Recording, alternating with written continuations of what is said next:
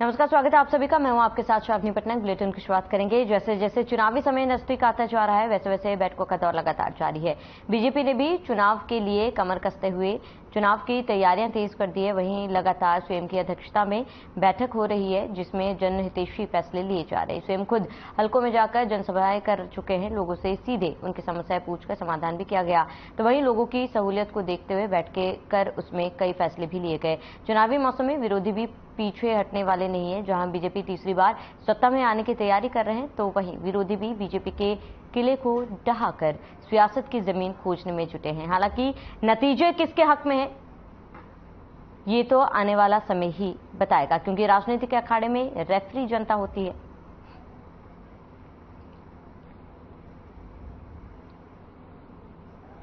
तो पक्ष और विपक्ष ने कमर कस ली है। तमाम पार्टियों की तैयारी जो है साफ तौर पर देखी जा रही है। और आपको बता दें कि लगातार बैठकों का दौर जारी है। चुनाव में बेहद ही कम समय बाकी है और सभी पार्टियों की तैयारी जो है वो देखी जा रही है। चाहे बीजेपी की बात कर ली जाए, इनेलो की बात कर ली जाए, जेजेपी की बात कर ली जाए या कांग्रेस की बात कर ली जाए, सभी पार्टी अपने अपने तरफ से पूरी कोशिश कर रहे हैं जनता को लुभाने की। वहीं बीजेपी द्वारा लगातार एक के बाद एक बैठक की जा रही है, कई रणनीतियां बनाई जा रही है। और वहीं कांग्रेस की बात कर ली जाए तो प्रेस कॉन्फ्रेंस कांग्रेस द्वारा की जा रही है। और वहीं इनेलो की बात कर ली जाए, लगातार इनेलो की यात्रा जारी है और लोगों को, आपको बता दें, लोगों से जुड़ने की कोशिश इनेलो की जारी है। वहीं जेजेपी की भी अपनी तैयारी है और लोगों से जुड़ने की कोशिश जेजेपी द्वारा भी की जा रही है।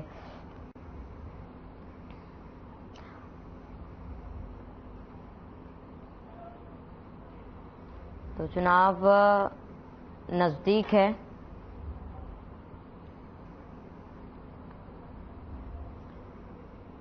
तो बैठकों और रैलियों का दौर लगातार जारी है। चुनाव पास है और ऐसे में पक्ष और विपक्ष ने कमर कस ली है। और आपको बता दें कि सभी पार्टियां पूरी तरीके से तैयार नजर आ रही है।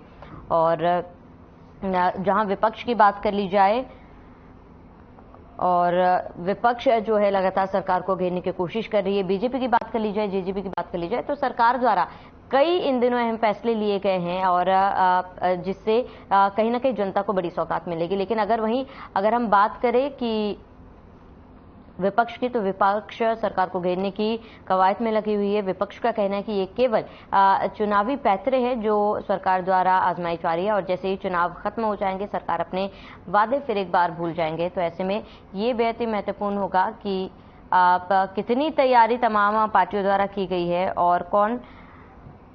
बैठकों और रैलियों का दौर लगातार जारी है और आपको बता दें कि कौन किस पर इस बार भारी पड़ता है।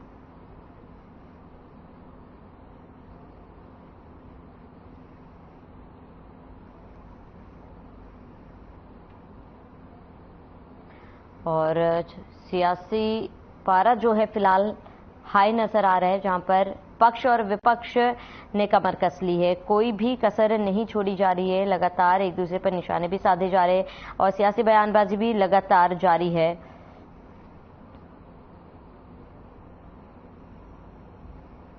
और आपको बता दें कि बैठकों और रैलियों का दौर लगातार जारी है। पक्ष और विपक्ष लगातार इसको लेकर कमर कस ली गई है।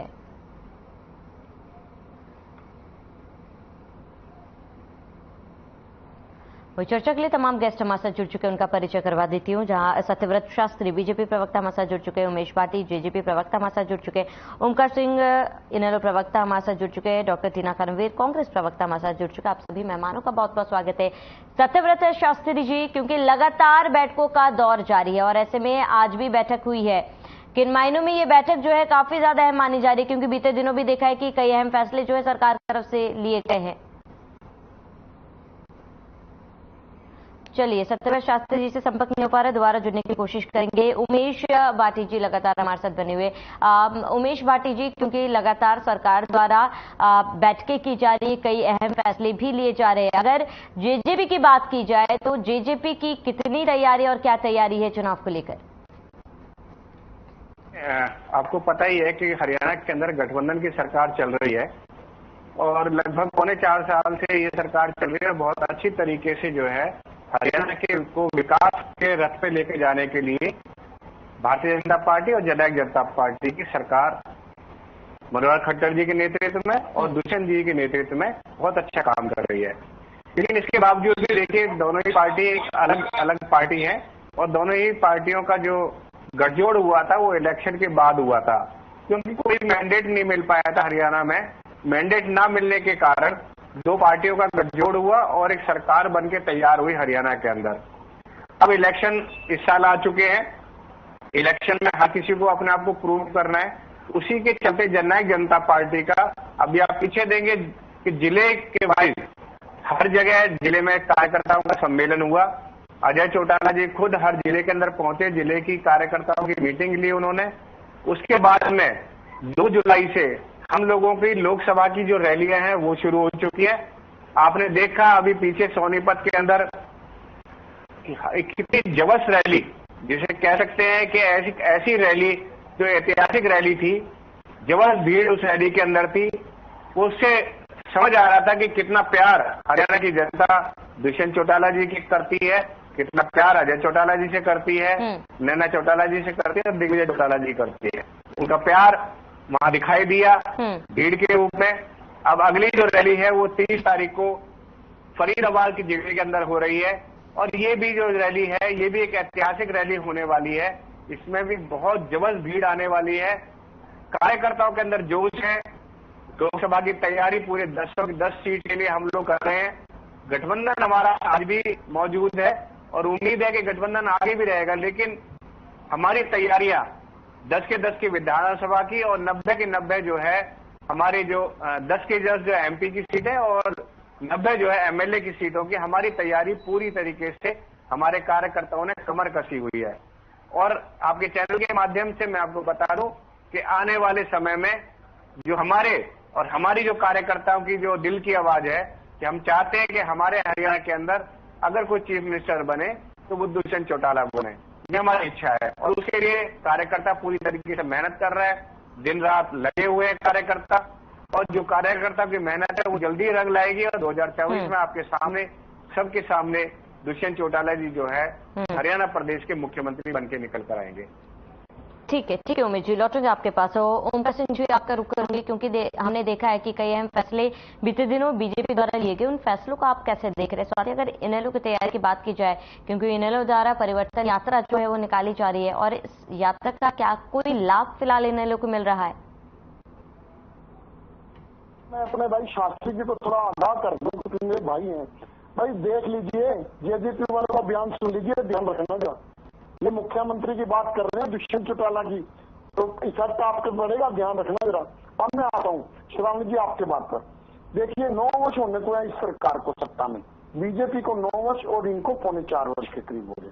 अभी तक इनको जनता की याद नहीं आई थी। अभी तक ये ऐसी कमरों में बैठ के तो बयानबाजी कर रहे थे, और अब ये हर रोज घोषणाएं कर रहे हैं, और घोषणाएं करते करते ये भूल भी जाते हैं कि ये घोषणाएं तो पहले से ही चल रही हैं। अब कल की घोषणा ले लीजिए, मुख्यमंत्री जी ने 3 मुख्य घोषणाएं कही। एक तो विधुर और अविवाहित की पेंशन, दूसरा उन्होंने कहा कि रजिस्ट्री के साथ इंतकाल पोर्टल पर कर दिया जाएगा और 10 दिन में अपने आप मंजूर हो जाएगा।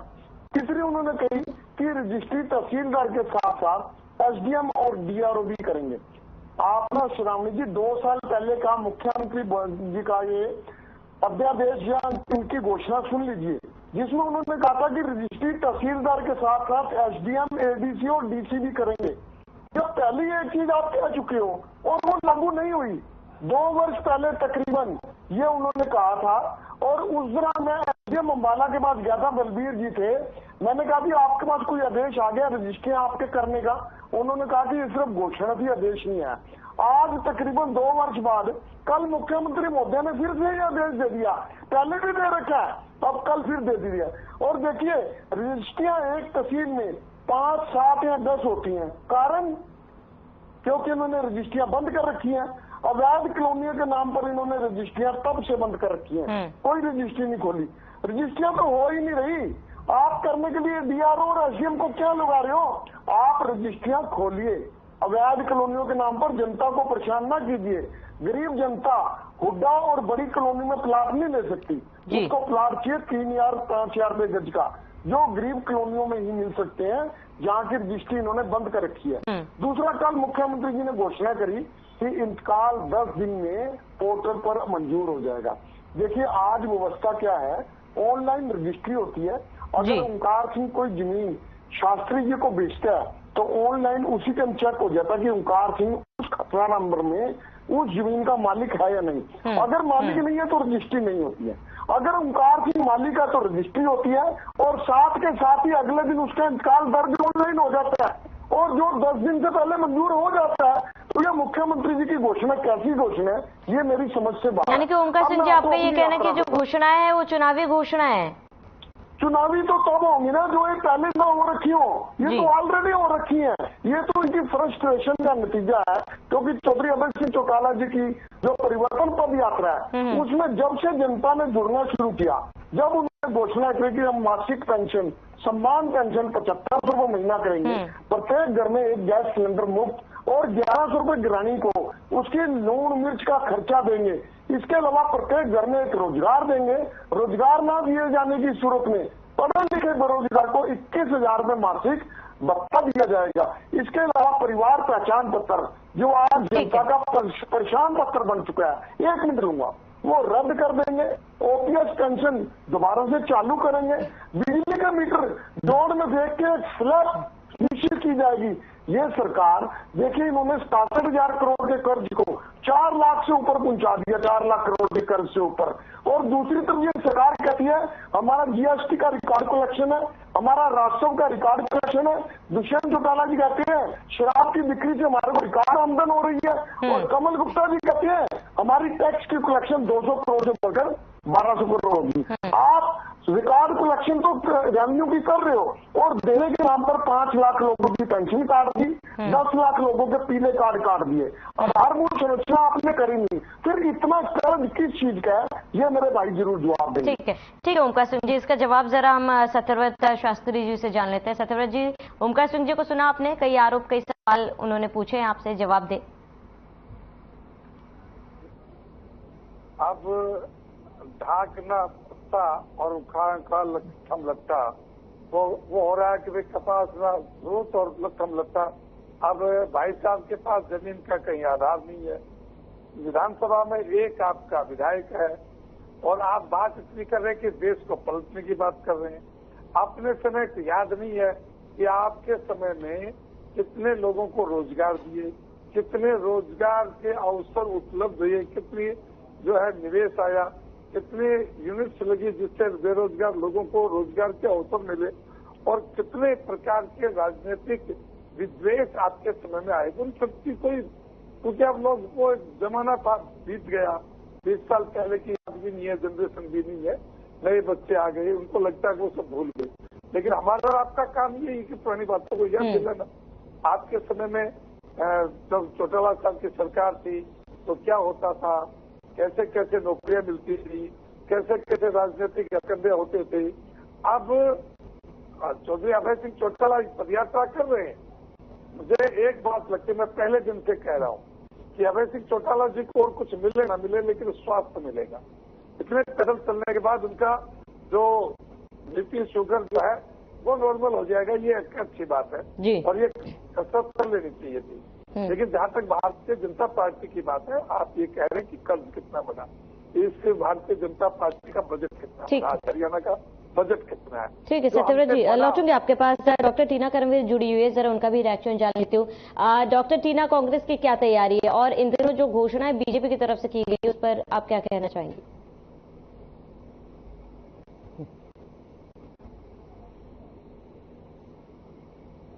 आवाज नहीं आ रही टीना जी की।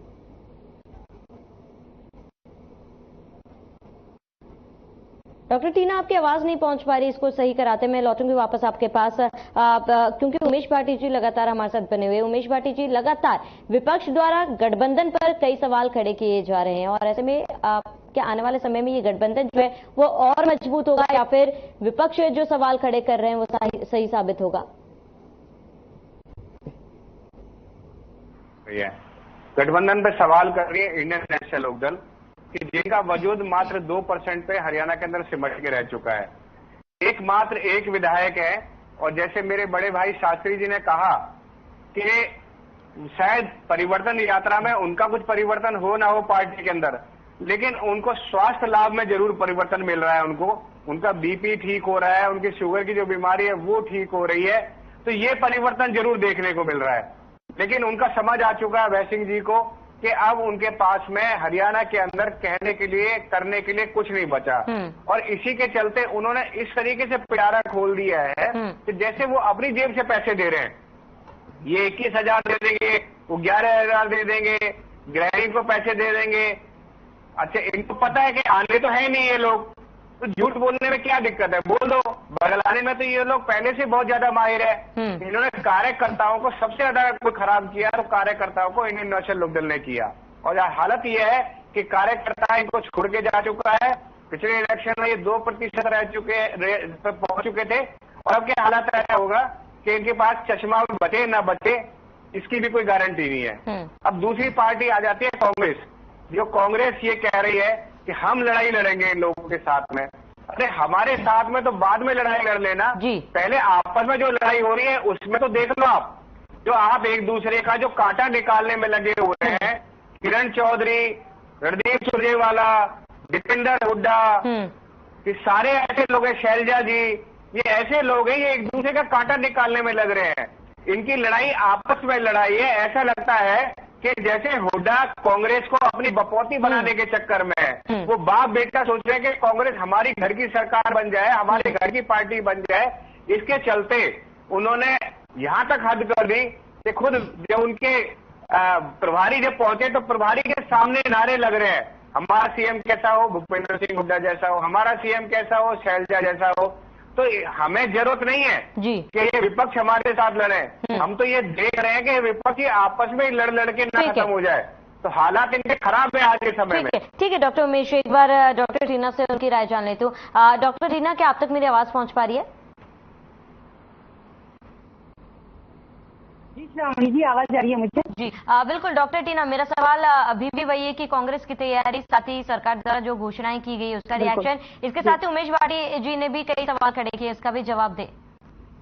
जी देखिए, ये लगातार विपक्ष पर तंज कसते रहते हैं, लेकिन इनकी जानकारी के लिए बता दूं कि जितनी सत्ताधारी दल है वो पार्टियां छोड़कर कांग्रेस के साथ आ रही है। तो ये जो अमृतकाल और अच्छे दिन का इन्होंने जो झूठा खोखला नारा दिया था, आपके अमृतकाल में 120 रुपए में टमाटर मिल रहा है सर, आपके अमृतकाल में 400 का नींबू मिल रहा है, 400 की अदरक मिल रही है जो चाय में डालकर लोग पीते थे। तो ये आपका अमृतकाल है। और अब मैं आपकी तैयारी बता देती हूँ कि जिस तरीके से ये जो अब जब एकदम चुनाव नजदीक आ गए हैं तो ये घोषणाएं कर रहे हैं कि हमने ऐसा किया जी, हमने ऐसा किया। रोजगार तो देते हैं ना आप युवाओं को, क्योंकि युवा तो रोजगार के इंतजार में बैठे हैं। आप जब वोट मांगने, जब आप जमीन पर जाएंगे तो क्या आपको उम्मीद है कि जनता, जो युवा है वो आपको वोट देगा और किन मुंह से वोट देगा? इसीलिए जो है हरियाणा प्रदेश की जनता जो है कांग्रेस पे भरोसा जता रही है। अभी आप देखिए, कर्मचारी वर्ग, जिनसे हम क्यों कहते हैं कि सत्ता जो लोग हैं इनसे क्यों दुखी है, कर्मचारी वर्ग जो है आंदोलन कर रहे हैं, किसान इससे पहले आंदोलन कर चुके हैं, लेकिन ये कोई भी मांग अगर किसी भी वर्ग को इनसे मनवानी हो तो उनको पहले आंदोलन करना पड़ता है। कर्मचारी वर्ग की तो मुझे नहीं लगता ये मांगे पूरी करेंगे या नहीं करेंगे, लेकिन मैं एक चीज का दावा जरूर करती हूँ कि जब सत्र शुरू होगा तो विपक्ष जो है इसकी आवाज उठाएगा, और जब हम सत्ता में आएंगे तो हम सारे कार्य करेंगे। अब मैं इनकी नीतियों के बारे में बात कर लेते हैं कि जिस तरीके से हरियाणा प्रदेश से कर्ज लगातार बढ़ रहा है, 5,000 सरकारी स्कूल बंद कर दिए, लेकिन मुख्यमंत्री जी है खामोश है। जनसंवाद तो जैसे कि टोकनिज्म है, सबको पता है कि वो एक टोकनिज्म है, उसमें सवाल पूछना तो छोड़ दीजिए। सवालों के जवाब में कोई महिला सवाल पूछती है तो तू तड़ाक पर उतर आते हैं। तो ये इनके नेताओं की नीति, इनकी कथनी करनी में इतना अंतर है। और ये बहुत विपक्ष पर करते हैं कि गुटबाजी है, ऐसा है। आप अपने गठबंधन का थोड़ा सोच लीजिए, आपका गठबंधन, आप अगला चुनाव किस तरीके से लड़ने वाले हैं। और हम इसे गठबंधन ही कह रहे, इसे ठग बंधन कहते हैं। ये कह रहे हैं किसी चौटाला जी सीएम बनने वाले हैं, कौन बनने वाला है जनता तय करेगी। आप अपनी मर्जी से कुछ भी बोल दीजिए कि चौटाला जी, सबको पता है कितनी पार्टी रही है। एक सवाल जिसका जवाब मैं हर चैनल पर पूछ रही हूँ, हरियाणा में जहाँ मैंने डिबेट की है, कि 428 करोड़ रुपये का घोटाला हुआ है अमृत योजना के तहत। इनका कोई प्रवक्ता इस पर जवाब नहीं दे रहा है। मुख्यमंत्री की तो बात ही बंद कर दीजिए, वो तो जवाब ही नहीं देते इस पर। लेकिन मैं आपके चैनल के माध्यम से दर्शकों तक ये बात पहुंचाना चाहती हूँ कि आपके प्रदेश के अंदर लगातार घोटाले हो रहे हैं, इनकी खामोश क्यों है? हिंदी क्यों नहीं उन मंत्रियों पर जांच कर रही है? ठीक है, ठीक है। जरा डॉक्टर जी ना, ओमकार सिंह जी से मेरा एक सवाल है। ओमकार सिंह जी, क्योंकि देखिए लगातार इनेलो द्वारा भी गठबंधन पर कई सवाल खड़े किए जा रहे हैं, लेकिन हाल ही के दिनों में हमने देखा है कि कांग्रेस में भी कहीं ना कहीं भगवती सोच जो है वो लगभग सामने आया था। इसमें इस पर आपका क्या कहना है?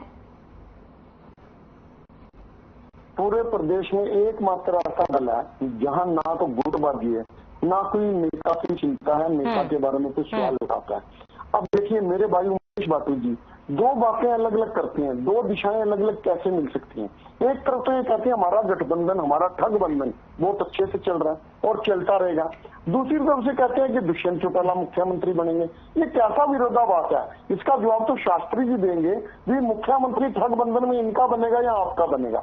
हाँ, जहां तक इनेलो की बात है, कांग्रेस में इसमें कोई दो राय नहीं, कांग्रेस में एक कमी है जो 2019 में कांग्रेस की जो सीटें 31 तक रहेगी, उस वक्त कांग्रेस के पास स्वर्णिम काल था, क्योंकि इनेलो की टूट हो गई थी, इनेलो का वर्कर इधर उधर चला गया था। ये मैं मानता हूँ, क्योंकि एक सीट रहेगी हमारी, इसमें कोई दो राय नहीं है। इनेलो का ज्यादातर वर्कर बीजेपी, जेजेपी और कांग्रेस में चला गया था।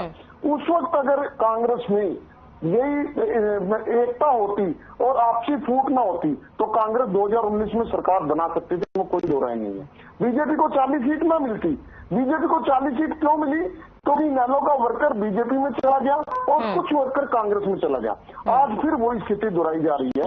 कांग्रेस के कुछ नेता आपसी चमक बढ़ाने के लिए, आपसी स्वार्थ के लिए पार्टी का नुकसान कर रहे हैं। चलो इसमें इनका अंदरूनी मामला हमारे को बोलने की जरूरत नहीं है, लेकिन जब जनता का विषय देखना पड़ता है तब बोलने की जरूरत पैदा होती है। आज भी स्थिति यही है कांग्रेस की, आपस में स्वार्थ के लिए लड़ रहे हैं, कोई पार्टी के लिए नहीं लड़ रहा। अगर कोई पार्टी के लिए लड़ रहा है तो इंडियन नेशनल लोकदल का कार्यकर्ता अपनी पार्टी के लिए लड़ रहा है। और उमेश बाटी जी बार बार कहते हैं दुष्यंत चौटाला जी मुख्यमंत्री बनेंगे, अभी वो आया सीएम, आया सीएम, आया सीएम, ये नारा देके इनेलो में से बाहर निकले थे, इनेलो का सत्यानाश किया था इन्होंने।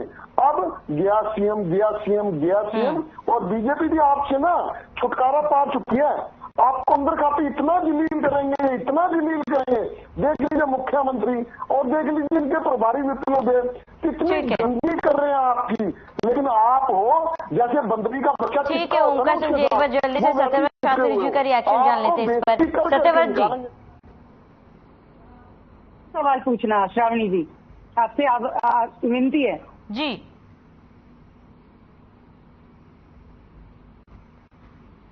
बिल्कुल डॉक्टर टीना, आपसे मेरा ये सवाल है, क्योंकि देखिए लगातार क्योंकि कांग्रेस पर भी कई सवाल खड़े किए जा रहे हैं। हाल के दिनों में हमने देखा कि किस तरीके से प्रेस कॉन्फ्रेंस की जा रही थी और प्रेस कॉन्फ्रेंस पे भी कई बड़े सवाल किए जा रहे थे। आपका ये रिएक्शन, क्या कांग्रेस में फिलहाल सब कुछ ठीक है? देखिए कांग्रेस में सब कुछ बढ़िया चल रहा है और कांग्रेस की लहर है हरियाणा के अंदर, हर एक बच्चा की जबान पर है कि कांग्रेस की वापसी है और कांग्रेस बहुत मजबूती के साथ खड़ी है। जिस तरीके से हमने हिमाचल में जीत तय की, जिस तरीके से कर्नाटक में हम आने वाले मध्य प्रदेश, छत्तीसगढ़, जहां जहां राजस्थान, जहां जहां चुनाव होंगे कांग्रेस की जीत सुनिश्चित है। तो हम हरियाणा में तो सुनिश्चित जीत की ओर है। लेकिन मैंने जो सवाल किया अभी, सत्यव्रत शास्त्री अगर इसका जवाब दे देते कि ईडी की जांच होगी या नहीं होगी, या ईडी सिर्फ विपक्ष के लिए इन्होंने तैयार कर रखी है कि विपक्ष की नेता आज कुलदीप बिश्नोई के ऊपर भी कोई जांच नहीं हो रही है, इनकी पार्टी में जो शामिल हो जाता है उसकी जांच बंद हो जाती है। तो मेरा सवाल यही है कि ये विपक्ष को कितना टारगेट क्यों करते हैं, अपने नेताओं को क्यों बचा रहे हैं? क्योंकि इनके मंत्री के ऊपर कांग्रेस घोटाला कोई छोटा मोटा घोटाला नहीं है, प्रदेश का पैसा है और हम विपक्ष के में हमारी जिम्मेदारी है, हम विपक्ष की आवाज बनकर, जनता की आवाज बनकर। समय की कमी है मेरे पास, मैं आपको यहाँ पर रोकना चाहूंगी। हमारे साथ जुड़ने के लिए आपका बहुत बहुत शुक्रिया। सत्यव्रत जी हमारे साथ जुड़ने के लिए बहुत बहुत शुक्रिया। उमेश बाटी जी जुड़ने के लिए बहुत बहुत शुक्रिया। ओमकार सिंह जी हमारे साथ जुड़ने के लिए बहुत बहुत शुक्रिया। तो तमाम तैयारियां पार्टी द्वारा की जा रही है, आरोप प्रत्यारोप का दौर भी जारी है, जहां कांग्रेस सरकार पर कई आरोप लगा रही है, वहीं सरकार की तरफ से भी कई ऐसी घोषणाएं की जा रही है जो कहीं ना कहीं लोक लुभावन वाले हैं, लेकिन जनता किसको समर्थन देती है ये जानना बेहद अहम होगा। फिलहाल इस बुलेटिन में इतना ही, मुझे दीजिए इजाजत, नमस्कार।